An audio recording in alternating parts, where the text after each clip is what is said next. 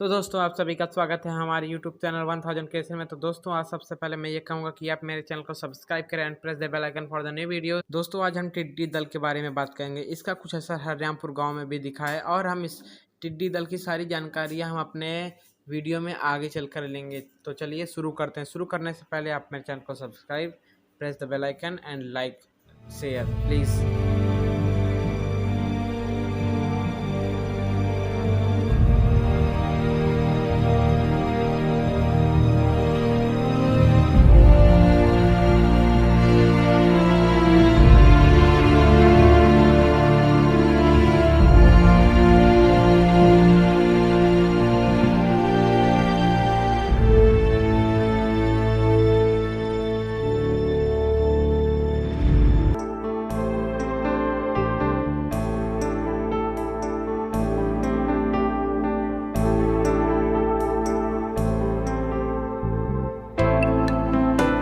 रेगिस्तानी टिड्डी, जिसे सिस्टोसेरा ग्रेगेरिया भी कहा जाता है, एक ऐसा प्रवासी कीट जो अनुकूल परिस्थितियां होने पर पश्चिमी राजस्थान के सीमावर्ती जिलों से देश में प्रवेश करता है।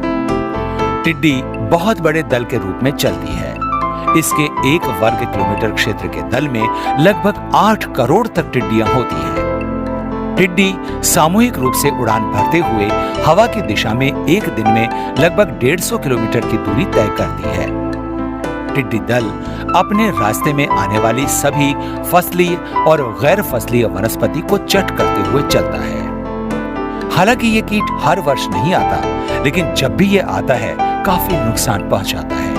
टिड्डी का आगमन भारत में 1978, 1983, 1986, 1989, 1993, 1997, 2005, 2010 और उसके बाद 2019 में हुआ है।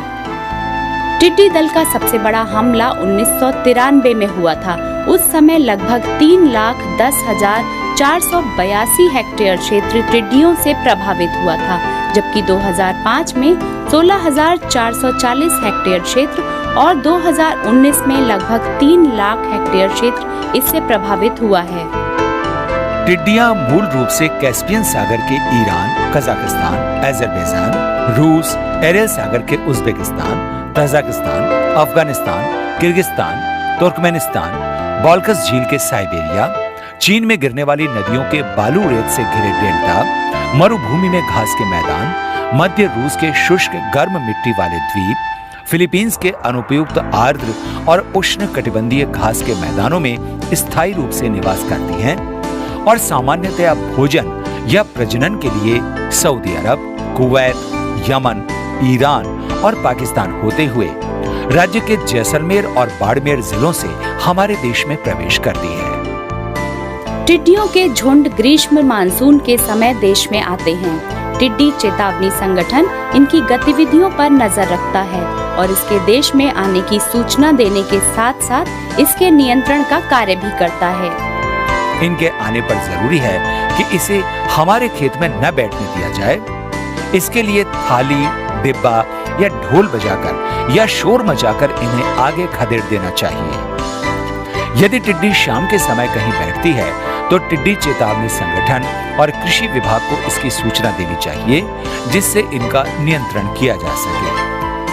टिड्डियां जहां पर रात्रि में विश्राम करती हैं, वहां मादा टिड्डी अपने उदर भाग को जमीन में 15 सेंटीमीटर की गहराई तक गाड़कर जहां नमी मिलती है अंडे दे देती है।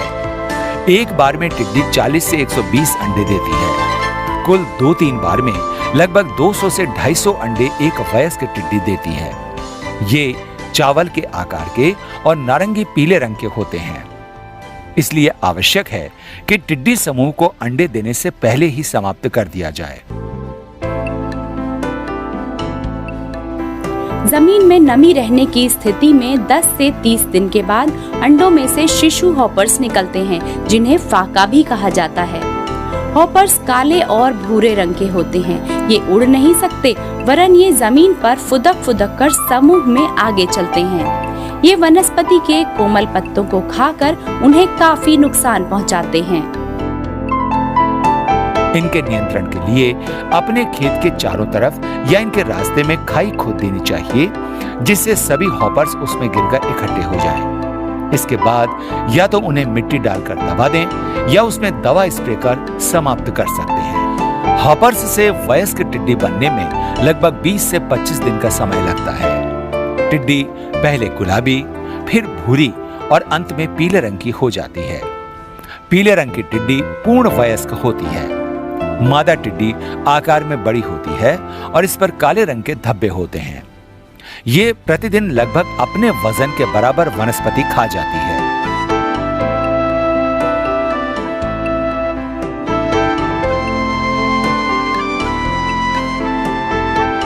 अंतिम 2 सप्ताह में ये आपस में मैटिंग करते हैं। मैटिंग के 24 घंटे के भीतर मादा टिड्डी अंडे देने का काम करती है। एक वयस्क मादा टिड्डी अपने 12 सप्ताह के जीवन में 2 से 3 अंडे समूहों में 5 से 7 दिन के अंतराल में 200 से 250 अंडे देती है। अंडे 2 सप्ताह में फूटते हैं, जिनसे शिशु हॉपर्स निकलते हैं, जो विकास और वृद्धि की 5 अवस्थाओं से गुजरते हैं, जिनमें 30 से 40 दिन का समय लगता है। इसके बाद 3 सप्ताह में प्रौढ़ बनते हैं। प्रौढ़ बनने के 2 सप्ताह के बाद ये मेटिंग करते हैं और इस प्रकार ये अपनी संख्या में बहुत तेजी से वृद्धि करती है। इनके नियंत्रण के लिए टिड्डी नियंत्रण विभाग द्वारा मेलाथियोन 96% ULV कीटनाशी का स्प्रे किया जाता है। चूंकि ये कीटनाशी काफी जहरीला होता है, इसलिए इसका छिड़काव गैर फसलीय क्षेत्रों में ही किया जाता है। फसलों पर टिड्डी का आक्रमण होने पर किसानों द्वारा क्लोरोपाइरीफॉस 20 EC का 1200 मिलीलीटर प्रति हेक्टेयर या क्लोरोपाइरीफॉस 50 EC का 480 मिलीलीटर प्रति हेक्टेयर या लेम्डासाइलोहेथ्रिन 5 EC का 400 मिलीलीटर प्रति हेक्टेयर या मेलाथियोन 50 EC का 1850 मिलीलीटर प्रति हेक्टेयर का छिड़काव कर टिड्डी नियंत्रण किया जाता है। इन कीटनाशी रसायनों पर कृषि विभाग द्वारा अनुदान भी दिया जाता है। इस प्रकार सामूहिक रूप से प्रयास कर टिड्डी नियंत्रण किया जा सकता है। भारत सरकार का टिड्डी चेतावनी संगठन और राजस्थान का कृषि विभाग मिलकर इसका नियंत्रण करते हैं, जिससे टिड्डी दल से होने वाले नुकसान को रोका जा सके।